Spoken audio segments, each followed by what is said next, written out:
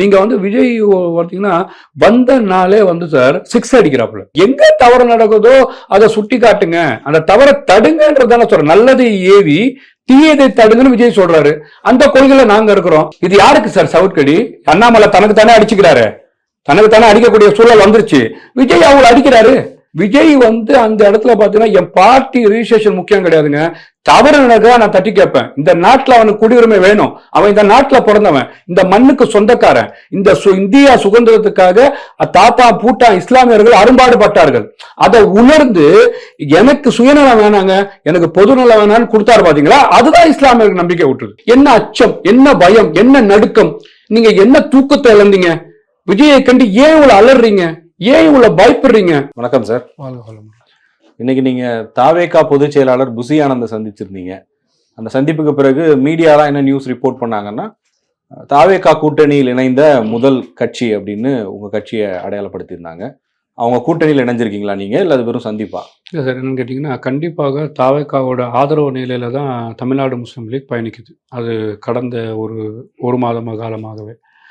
நாங்கள் நேற்று சந்தித்தது பார்த்திங்கன்னா தொடர்ச்சியாக வருடந்தோறும் ரமலான் மாதத்தில் நோன்பு துறக்க நிகழ்ச்சியை வந்து தமிழ்நாடு முஸ்லீம் சார்பாக நடத்துவோம்.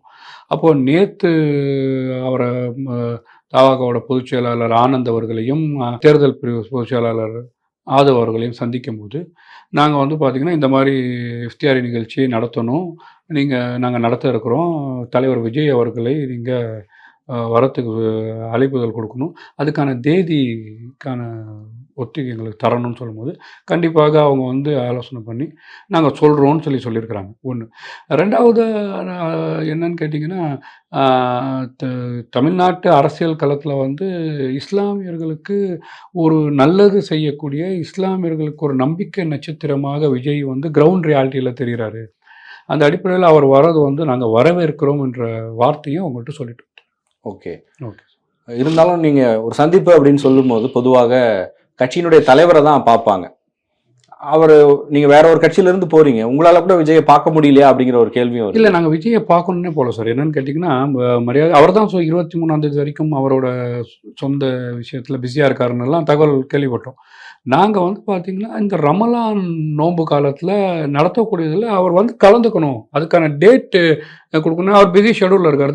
அடுத்த மாதத்திலிருந்து 12 நாள் கழிச்சு மக்கள் சந்திப்பு பயணம்னு சொல்கிறாங்க, செயற்குழு இருக்குன்னு சொல்கிறாங்க, மண்டல வாரியாக மாநாடு காண போகிறான்னு சொல்கிறாங்க. அப்போது தேர்தல் காலமும் ரொம்ப குறுகிய காலமாக இருக்கின்றது, ஒரு 12-13 காலம் இருக்கின்றது. இதில் இந்த பிஸி ஷெடியூலில் இந்த ரமலான் விஷயமும் முக்கியமான விஷயம், இதுலேயும் கலந்துக்கணும். ஏன்னா எல்லா அரசியல் நிலைப்பாட்டாளரும் இஃப்தியாரி நிகழ்ச்சி நடத்தக்கூடிய நிகழ்வை நம்ம பார்த்துட்டு இருக்கிறோம்.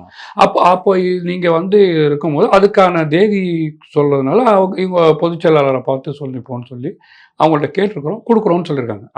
அதனால வந்து நாங்கள் தலைவரை பார்க்கணுன்னு அவங்கள்ட்ட கேட்கல, தலைவரை போய் பார்க்க போறோன்னு போல, தலைவரை பார்க்கக்கூடிய ஒரு சூழல் வரும்போது பார்ப்போம்.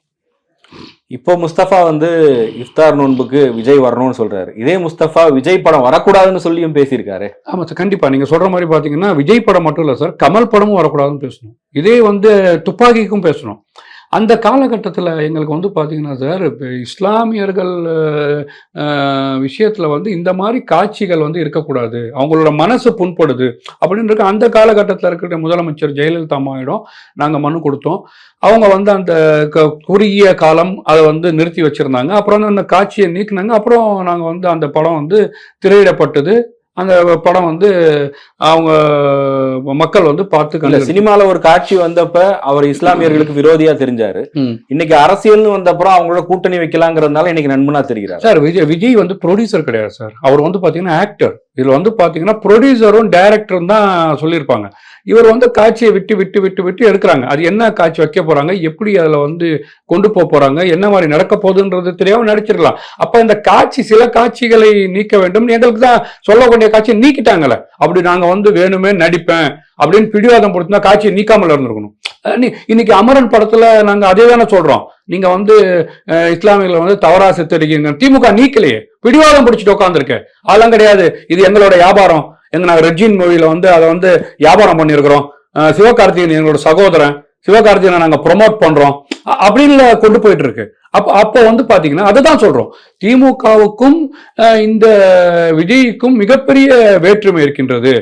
அவர் வந்து பாத்தீங்கன்னா அந்த காட்சியை நீக்கிட்டு திரையிட்டாரு. நான் திரையிடவே மாட்டேன், இஸ்லாமின் பாதுகாவலர் திமுக திரை இப்படி இது காட்சியை நீக்காமையே திரையிடுவோம்னு சொல்றாங்க.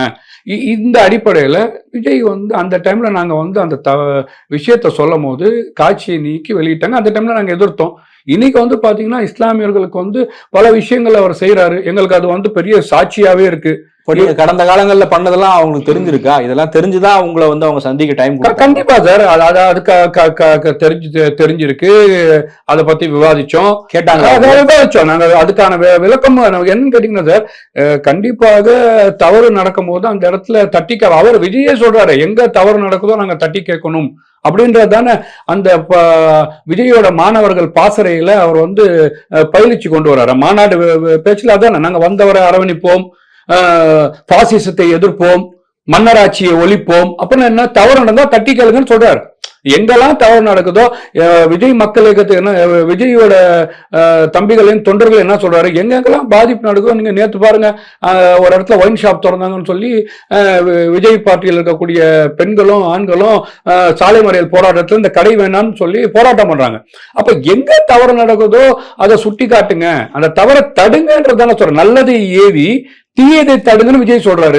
அந்த கொள்கையில நாங்க இருக்கிறோம். அந்த டைம்ல அது தவறா இருந்தது, எதிர்த்து அவங்க அதுல இருந்து சரிப்பட்டு அந்த திரையில வந்து இஸ்லாமிய மனசு புண்படுதா, அப்ப வேணாம். அப்ப அந்த காலகட்டத்திலே புண்பட வேணாம்னு நினைக்கக்கூடிய மரியாதைக்குரிய விஜய் அவர்கள் இப்போ அரசியல் களத்துல வந்திருக்கிறாரு. கண்டிப்பாக எந்த மக்கள் மனதையும் புண்படாமல் ஒரு ஆட்சி அதிகாரத்தில் வந்து மக்களுக்கு சேவை செய்வார் நம்பிக்கை இருக்கு. பிஜேபி எதிர்ப்புல அவர் உறுதியா இருக்காரா? இஸ்லாமியர்களுக்கு பொதுவா அந்த ஒரு எதிர்பார்ப்பு இருக்கும். எந்த ஒரு கட்சியை அவங்க ஆதரிக்கணும்னு நினைக்கிறாங்களோ அவங்க பிஜேபியை கடுமையா எதிர்க்கணும்னு எதிர்பார்ப்பாங்க. தமிழ்நாட்டுல திமுக அதை வந்து தொடர்ந்து பண்ணிட்டு இருக்காங்க. பாஜக எதிர்ப்புல உறுதியா இருக்காங்க. விஜய் அந்த அளவுக்கு உறுதியா இருக்காரா?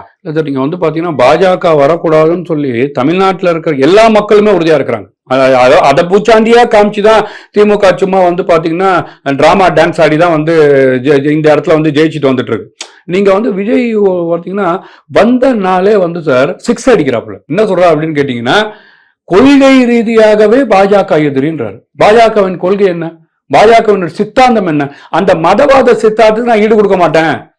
அரசியலோட எதிரி தான் திமுக. அந்த மதவாத சித்தாந்தம் இருக்குல்ல, நீங்க வந்து மாட்டு இறைச்சிக்கு சாவடிச்சிங்களே, அது மதவாத சித்தாந்தம். ஹிஜாபுக்கு எதிராக முஸ்லிம்களை அடிச்சிங்களா, அது மதவாத சித்தாந்தம். கன்னியாஸ்திரிகளை கற்பழிச்சிங்களா, அது மதவாத சித்தாந்தம். இந்த சித்தாந்தத்துக்கு நான் எதிரானவன். அப்ப என்னன்னு கேட்கிறாருன்னா, மனுஷனாக வாழணும். இங்க இந்துவா இருந்தாலும் சரி, முஸ்லீமா இருந்தாலும் சரி, கிறிஸ்தவனா இருந்தாலும் சரி, பௌத்தனா இருந்தாலும் சரி, ஜெயினிசனா இருந்தாலும் சரி, எல்லாமே மனிதர்கள் சமம். இந்த மதத்தை வைத்து அரசியல் செய்யாதீங்க. அதனால வந்து பாஜகவின் அந்த சித்தாந்தத்தை நான் எதிர்க்கிறேன்னு சொல்றது வந்து எங்களுக்கு நம்பிக்கை தருது சார். நீங்க வந்து பாத்தீங்கன்னா பாஜக என்ன சொல்றது, ஹிஜாபே வேணான்னு, ஹிஜாபு போட்டு ஸ்கூலுக்கு வராதீங்கன்றது அவங்களோட இண்டிபெண்டன்ட்டை வந்து அவங்களோட சுதந்திரத்தை பறிக்குது. அவங்களோட போட்டிருக்க பொம்பளை பிள்ளைங்கள்ட்ட வந்து உருவுது. அதை நம்ம பார்த்தோம், கர்நாடகால நடந்துச்சு, ஆட்சியே காவு கொடுத்தாங்க பாஜக. அப்ப என்ன நினைக்கிறாரு விஜய், அப்படியா அவங்களோட உரிமை அவங்களுக்கானது, மனிதனா பாருங்க, என் மேடையில என் பக்கத்துல அந்த புர்காவை போட்டு தாயராபான உட்காரவை. இது யாருக்கு சார் சவுட்கடி? அண்ணாமலை தனக்கு தானே அடிச்சுக்கிறாரு, தனக்கு தானே அடிக்கக்கூடிய சூழல் வந்துருச்சு. விஜய் அவங்களை அடிக்கிறாரு. பாத்தியா, நீ ஹிஜாப் வேணான்றல, ஹிஜாபோட உட்கார வைப்பேன். இதை வந்து அவர் வந்து ஊர்ஜிதம் பண்றாரு சார். திமுக கூட செய்யலையே. திமுக இவ்வளவு வாய்ச்சவடால் பேசுது. தாடிக்கும் தொப்பிக்கும் பாதுகாவலர் காகித மில்லத்தங்கள்ட்ட கொடுத்துட்டு போயிட்டார். நான் இஸ்லாமியன் பாதுகாவலர் எல்லாம் பேசக்கூடிய திமுக அரசாங்கம் எந்த காலகட்டத்திலனாச்சும் அந்த மேடையில சரி, கலைஞர் காலமாக இருந்தாலும் சரி, இன்னைக்கு ஸ்டாலின் காலமாக இருந்தாலும் சரி, இப்ப நடந்துட்டு இருக்க உதயநிதி காலமா இருந்தாலும் சரி, இப்ப நாளைக்கு நடந்துட்டு இருக்க இன்பநிதி காலமா இருக்கும் போதும் சரி, இஸ்லாமிற்கு எந்த மேடையில இங்க கொடுத்தீங்களா, உட்கார வச்சு காமிச்சிருக்கீங்க? மேடையில இடம் கொடுக்கறது முக்கியமா இல்ல சட்ட ரீதியா பாதுகாப்பா இருக்கிறது முக்கியம்? என்ன சட்ட ரீதியான பாதுகாப்பு, என்ன இஸ்லாமியர்கள் குடியுரிமை திருத்த சட்டம் வந்த போது எந்த அளவுக்கு திமுக எதிர்வினை ஆற்றுச்சு அப்படிங்கிறது தெரியும். சரி, ஒவ்வொரு முறையும் இஸ்லாமியர்களுடைய பாதுகாப்புக்கோ இல்ல அவங்களுடைய அடிப்படை உரிமைகளுக்கு எதிராக மத்திய பாஜக அரசு ஏதாவது ஒரு சட்டத்தை கொண்டு வந்தாலும் உடனே கடுமையான எதிர்ப்பு திமுக வசம் இருந்து வந்திருக்கு தானே. தலைவர்கள், அது கலைஞரா இருக்கட்டும், ஸ்டாலினா இருக்கட்டும், உதயநிதியா இருக்கட்டும், தொடர்ந்து அதை எதிர்த்து தானே பேசியிருக்காங்க சார். இதே மரியாதைக்குரிய விஜய் அவர்கள் தன்னோட பார்ட்டி வந்து ரிஜிஸ்ட்ரேஷனோட கண்டிஷன்ல இருக்கும்போது யாரும் வந்து பாத்தீங்கன்னா அந்த காலகட்டத்துல பாஜகவை எதிர்த்து பேசுவார்களா என்ற சந்தேகங்கள் இந்தியா முழுக்க இருக்கு. பாஜகனாலே ஒரு பாசிசம், அடக்குமுறைக்கு உள்ளாக்கப்படுவோம், நம்மள வந்து பாத்தீங்கன்னா அவங்க நசுக்குவாங்க, அடிப்பாங்க. விஜய் அதெல்லாம் பயப்படல சார். எங்க தவறு நடக்குதோ சார், விஜயோட அறிக்கை வந்து பாத்தீங்கன்னா நேஷனல் லெவல்ல பேசப்படும். எந்த நடிகை பேசினார், எந்த நடிகர் பேசினார், கொஞ்சம் யோசிச்சு பாருங்க. எவ்வளவு நடிகர் இருக்கிறாங்க சார். முஸ்லிம் பேரை வச்ச நடிகரே எவ்வளவு பேர் இருக்கிறாங்க. அண்ணன் சல்மான் கான் இருக்காரு, ஷாருக் கான் இருக்கிறாரு, இந்தியா முழுக்க வாழ்றாங்க. தமிழ்நாட்டுல எவ்வளவு முஸ்லிம்கள் நடிகர் இருக்கிறாங்க. இவங்க எல்லாம் கொடுக்காம விஜய் வந்து அந்த இடத்துல பாத்தீங்கன்னா என் பார்ட்டி ரிஜிஸ்ட்ரேஷன் முக்கியம் கிடையாதுங்க, தவறு நடக்க நான் தட்டி கேட்பேன். இந்த நாட்டுல அவனுக்கு குடியுரிமை வேணும், அவன் இந்த நாட்டுல பிறந்தவன், இந்த மண்ணுக்கு சொந்தக்காரன். இந்தியா சுதந்திரத்துக்காக தாத்தா பூட்டா இஸ்லாமியர்கள் அரும்பாடுபட்டார்கள். அதை உணர்ந்து எனக்கு சுயநலம் வேணாங்க, எனக்கு பொதுநலம் வேணான்னு கொடுத்தாரு பாத்தீங்களா, அதுதான் இஸ்லாமியர்கள் நம்பிக்கை விட்டுருது. இந்த விஷயத்த நாங்க நேசிக்கிறோம். கொஞ்சம் யோசிச்சு பாருங்க. நீங்க வந்து என்னதான் அதிமுக, திமுக, நாம் தமிழர் போன்ற அரசியல் களத்துல இருந்தாலும் சார், நீங்க ஒரு பார்ட்டிய ரிஜிஸ்ட்ரேஷன் பண்ணும்போது ஒரு முஸ்லிம் பெண்ணுக்கு உரிய அங்கீகாரம் கொடுத்து அதுல வந்து சைன் அத்தாரிட்டி விஜய் கொடுக்கிறாருன்னு சொன்னா எந்த பார்ட்டி கொடுத்துருக்கு? இதுதான் எங்களுக்கு நம்பிக்கை ஊட்டுதுன்னு சொல்றேன். அப்போ எங்களுக்கு உரிய மரியாதை, உரிய அங்கீகாரம் அரசியல் களத்துல வந்து நிக்கும் போதுன்னு சொன்னா, நாளைக்கு வரப்போற ஆட்சி விஜய் ஆட்சி, மலரப்போற ஆட்சி விஜய் ஆட்சி வரும்போது சமநீதி, சமதர்மம், சமநாயம், இந்து, முஸ்லிம், கிறிஸ்தவர் எல்லாமே சகோதரர், எல்லோருக்குமே சமமான நீதி கொடுக்கணும் என்ற விரும்பக்கூடிய தலைவன் வரணும்னு நாங்க எதிர்பார்க்கிறோம். முஸ்லிம் கிரவுண்ட் ரியாலிட்டியில அது வந்து வெளிப்படுது. அதனால நாங்க ஆதரவு கொடுக்கிறோம். இப்போ சமீபத்தில் கூட ஒரு அறிக்கை கொடுத்தார், மும்மொழி கொள்கைக்கு எதிர்ப்பு தெரிவித்து, தமிழ்நாடு இருமொழி கொள்கையை தான் ஆதரிக்கிறதுன்னு சொல்லிட்டு, நாங்க பாசிசம் எங்க இருந்தாலும் எதிர்ப்போம்னு சொல்லி, அது மும்மொழி கொள்கை அப்படிங்கிறதும் மத்திய அரசை கேட்க வேண்டிய கேள்வி. அந்த அறிக்கையில கடைசியா ஒரு வரியில மாநில அரசையும் சேர்க்கிறார். அப்ப அவர் என்ன சொல்ல வராரு? உங்களை அடிக்கிற மாதிரி அடிக்கிறேன், நீங்க அழற மாதிரி அழுங்க அப்படின்னு சொல்ற மாதிரி தான் அந்த அறிக்கை இருக்கு. இல்ல சார், நீங்க வந்து பாத்தீங்கன்னா மும்மொழி கொள்கையை பாஜக கொண்டு வருதுன்னு சொன்னா எல்லாருமே எதிர்க்கிறாங்க. நீங்க வந்து அவர் சொல்லும் போது பாசிசத்தை கண்டிப்பாக எடுத்தாக வேண்டும் சார் கேட்டீங்கன்னா திமுக இருக்கு சார். திமுக அடிமைப்பட பண்ணும்போது எதிர்க்கிறது வேற, நீங்க வேற பிரச்சனை பேசுறீங்க. அந்த இடத்துல மாநில அரசுக்கு எந்த தொடர்பும் இல்ல. அந்த அறிக்கையில மாநில அரசு சொல்றாருன்னா அப்ப நோக்கத்தை அங்கதான் கேள்வி எழுப்பும். மாநில அரசு பாஜகவோட பி டீமா இருக்கு சார். அப்ப அந்த இடத்துல சொல்லக்கூடிய கடமை தள்ளப்படுறோம். எச் ராஜா சொல்றாரு சார், இங்க தமிழ்நாடு ராம ஜென்ம பூமியாக மாறும் சொல்றாரு. பேசினாரா இல்லையா? இந்த தமிழ்நாடு அமைதியான பூமியில நீங்க சொல்ற மாதிரி நீங்க அண்ணன், நான் தம்பி, நான் மாமா, நீ மச்சா, அப்படியான வாழ்ந்துட்டு இருக்கிறோம். தமிழ்நாடுல எல்லா சுற்று பரப்புறவளையும் அந்த நிகழ்வு நடந்துட்டு இருக்கு. என் வீட்டுல பக்கத்து வீட்டுல இருக்கிற கிறிஸ்டியன் பொங்கலுக்கும் தீபாவளிக்கும் வந்து அந்த பலகாரத்தை கொடுக்குறாரா இல்லையா? நாங்க ரம்ஜான் பக்ரீத்துக்கு அவருக்கு அந்த பிரியாணியை கொடுக்குறோம். இன்னைக்கும் சகோதரத்துவம் வாழ்ந்துட்டு இருக்கிறோம். அப்ப வந்து பாத்தீங்கன்னா ரத்தாறு ஓடும் ராம ஜென்ம பூமி நடக்கணும், ரத்தாறு ஓடுன்னு அர்த்தம் சார். நீங்க எச் ராஜா வந்து கைது செஞ்சிருக்கணும் சார். என்ன பண்ணீங்க? ஏன் பிஜேபியை சாஃப்ட் கார்னா பயன்படுத்துறீங்க? அப்ப ரெண்டுமே ஒண்ணுதான். என்னாச்சும் ஒண்ணு சொல்லிட்டு ஏன் நீட் கொண்டு வரல? பால் அடிக்கிறது பிஜேபி சைடு. மத்திய அரசாங்கம் பண்ணணும். ஏன் நீங்க ஜாதி வாரியா கணக்கெடுப்பு எடுக்கல? மத்திய அரசாங்கம் பண்ணணும். அப்ப நீங்க ஏன் முதலமைச்சர் பதவி இருக்கீங்க? ராஜினாமா பண்ணிட்டு போங்க. யாருக்கு எந்த அதிகாரம் இருக்குன்னு இருக்குல்ல சார். நான் என்ன கேட்கிறேன், அப்ப தெலுங்கானால வந்து சர்வே எடுத்து கொடுத்ததும் கர்நாடகா சர்வே எடுத்து கொடுத்தும் போலித்தனமா எடுத்து கொடுத்துட்டாங்களா? நடக்காத ஒரு விஷயத்த அந்த அரசாங்கம் வந்து மதியிலிருந்து செஞ்சிருக்கா? இவர் தான் மத்தியோட மு.க. ஸ்டாலின் களத்துல இருக்கிறாரா? நான் என்ன கேட்கிறேன், எது செய்ய முடியுமோ அதனாச்சும் நீங்க செய்யணும்ல. நான் கேட்கிறேன், 504 தேர்தல் வாக்குறுதி கொடுத்தீங்க சார். அது இஸ்லாமியர்கள் வாக்கு பெறணும்னு சொல்லி பெரிய பெரிய ஜிக்னாலாம் போட்டு நிறைய வாக்குறுதியை கொடுத்தீங்க. கொடுத்தீங்களா? இடஒதுக்கீடை அதிகப்படுத்தும்னு சொன்னீங்க, படுத்துனீங்களா? ஆட்சி முடிய போகுது சார். இன்னும் ஒரு வருஷம் காலம் கூட இல்ல ஆட்சி. நீங்க ஒன்னாவது டிசம்பர் ஜனவரி வந்தா உங்களோட சைன் பீரியட் முடிய போகுது. அது நீங்க என்ன பண்ணீங்க? இன்ன வரைக்கும் உயர்த்தாம இருக்கிறீங்க. வக்பு சொத்தை மீட்டு தரோம், நீங்க மீட்டு கொடுத்துட்டீங்களா?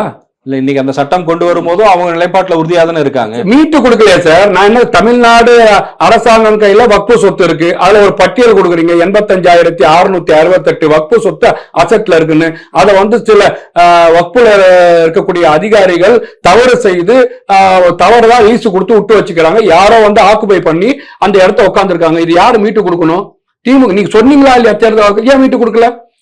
அப்ப என்ன இந்த திமுக அரசாங்கம் என்ன நடக்குது? நீங்க கோயம்புத்தூர்ல 19 பேரை உங்க ஆட்சியில காக்கா மாதிரி சுட்டீங்க. அப்ப அதுக்கும் நாங்க பொறுத்துட்டு உங்களுக்கு வாக்களிச்சோம். ஏன் நீங்க மோடியை வந்து பிம்பமா காமிச்சீங்க? நீங்க தொடர்ச்சியா இந்த RSS ஓட கைகோத்து எல்லா விஷயமும் பண்ணீங்க. நீங்க ஒரு ஞானத்தை வெளியிடுறதுல கூட பாத்தீங்கன்னா உங்களோட சாஃப்ட் காரனை பயன்படுத்துறீங்க. பாஜக வந்து தான் விடணும்னு சொல்லி உங்களுக்கு ஆளே இல்லாத மாதிரி. அப்ப இந்த விஷயங்கள்லாம் வந்து இஸ்லாமிய மக்கள் மத்தியில ஒரு பாதிப்பை ஏற்படுத்தும் போது ஒரு ஆப்ஷன் இல்லாம இருக்கு சார். யாருக்கு வாக்களிப்பாங்க? இஸ்லாமிய மக்கள் ஓட்டு யாருக்கு போய் போடுவாங்க? திமுக இவ்வளவு முஸ்லாமிய விரோத போக்கை கையாளுது. அப்ப யாருக்கு போடுவாங்க? அப்ப விஜய் என்ன நினைக்கிறாரு? என்னடா கோயம்புத்தூர்னாலே கோயம்புத்தூரா பாய்ங்க இருக்கிறதா, அது மோசமான ஏரியா, 19 பேரை காக்கா மாதிரி சுட்டிங்க. அந்த இடத்துல விஜய் என்ன பண்றாரு? இஸ்லாமிய மாவட்ட செயலாளரா போடுறாரு. அப்ப எங்களுக்கு உணர்வு பூர்வமான அன்பு விஜய் மேல வருது. கண்டிப்பா வந்து பாத்தீங்கன்னா இவர் நல்லது செய்வாரு. எந்த இடத்துல வந்து இஸ்லாமிய பெரும்பான்மை வாழக்கூடிய இடத்துல நீங்க யாரை போடுறீங்க? யாரையோ கொண்டு போய் போடுறீங்க. அப்ப இவர் வந்து அந்த இடத்துல வந்து பிரதிபலிப்பு எங்களுக்கு வந்து கொடுக்குறாரு, எங்களுக்கு வந்து பாத்தீங்கன்னா பிரதித்துவம் கொடுக்குறாருன்னு சொன்னா விஜய் மேல நம்பிக்கை வருது. நீங்க ஒரு இடத்துலயும் கொடுக்கலையா சார்? நீங்க மாத்தி தானே சார் மியூசிக்கல் சேர் விளையாட்டு தானே சொல்றாருங்க. போன வாரம் ஒரு மாவட்ட செயலரை மாத்தினாங்க சார், மைதீன் கான. மாத்திட்டு யாரு கொடுத்தீங்க? வஹாப்க்கு கொடுக்குறீங்க. ஏன் வேற இடத்துல நீங்க ஒரு இஸ்லாமியர் மாவட்ட செயலாளர் கொடுக்கறதுக்கு திமுக இடமே கிடையாதா? கொஞ்சம் யோசிச்சு பாருங்க. அந்த அடிப்படையில் ஒரு சிறுபான்மைன்னு ஒரு டிபார்ட்மெண்ட் வச்சுட்டாங்க. இதுல வந்து பாத்தீங்கன்னா நாசரோ மஸ்தானோ மாறி மாறி இருப்பாங்க. இந்த நிலையை தான் கொண்டு போறாங்க. இதெல்லாம் சொல்லிட்டு ஒட்டுமொத்தத்துல இருக்கிற இஸ்லாமியர் போய் வாக்களிச்சிடணும், ஏன்னா நான் மோடியோட எதிரி.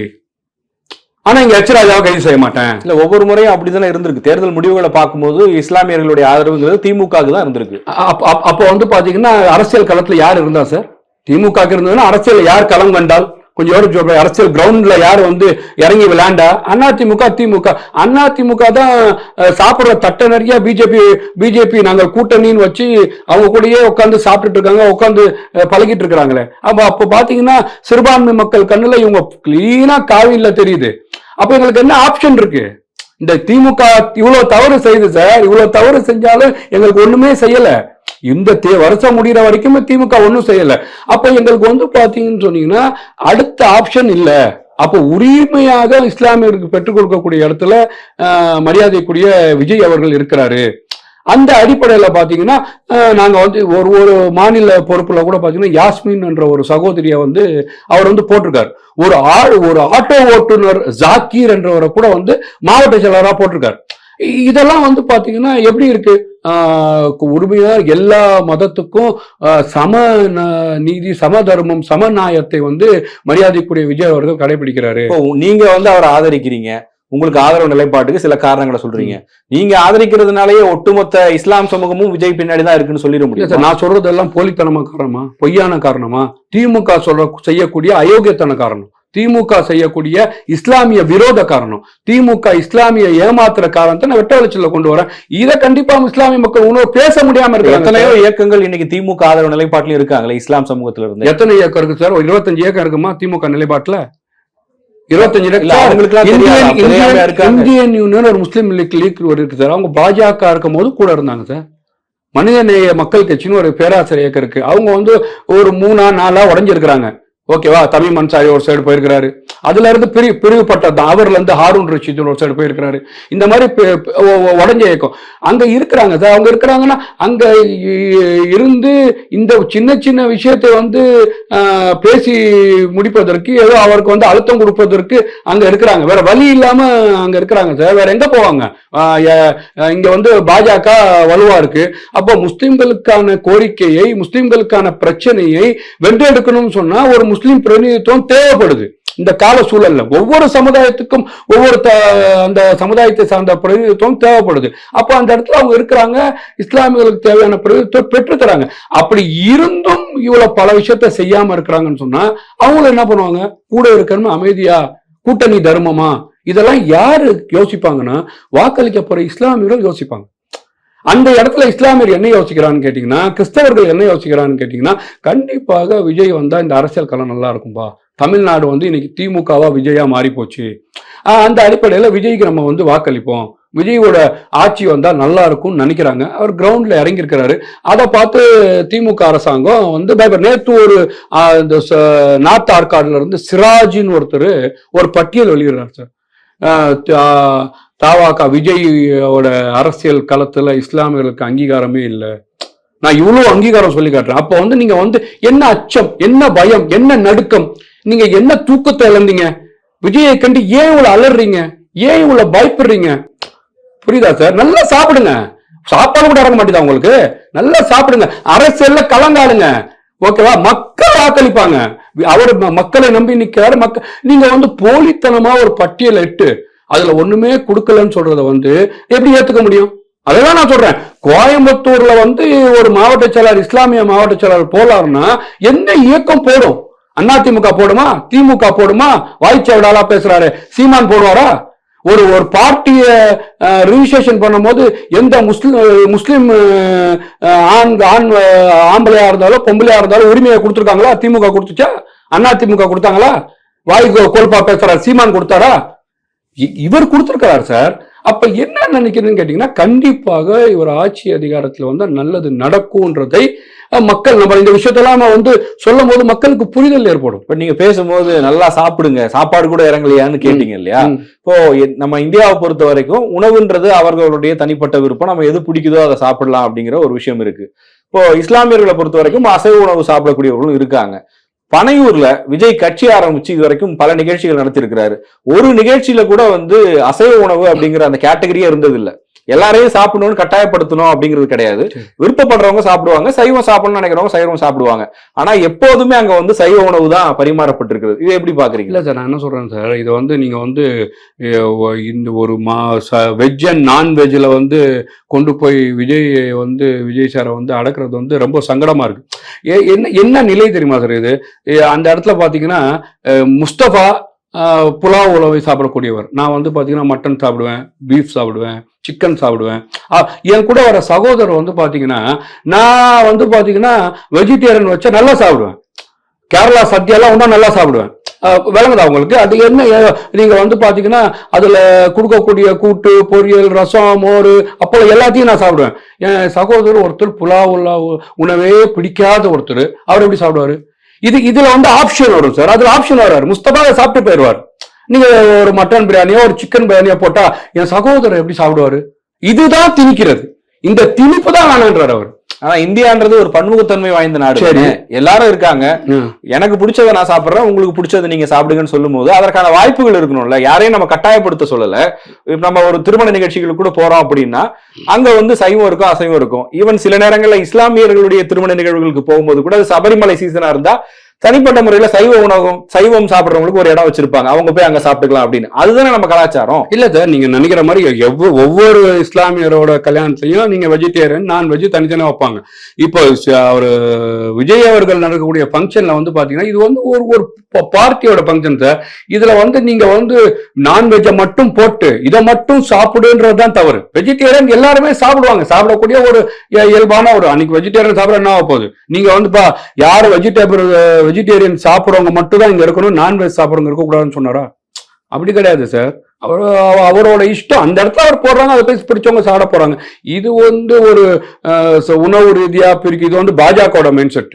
இந்த மைண்ட் செட்டே அவர் ஒருபோதும் ஏற்கவும் மாட்டார், செய்யவும் மாட்டார்ன்ற இது மக்கள் மத்தியில வந்து இந்த மாதிரி ஒரு தவறான விஷயம் போய் மனதுல சேராருன்னு கூட நினைக்கிறேன். ஓகே, இறுதியா ஒரு கேள்வி சார். என்ன எதிர்பார்ப்போடு நீங்க வந்து தாவேகாவோடு கரம் கோர்த்திருக்கீங்க? கேட்டீங்கன்னா அவர் வந்து பாத்தீங்கன்னா 2024 தமிழக அரசியல் களத்துல இன்னைக்கு அம்மாவும் கலைஞரும் இறந்ததுக்கு அப்புறம் தமிழ்நாடு வெற்றிடமா இருக்கு.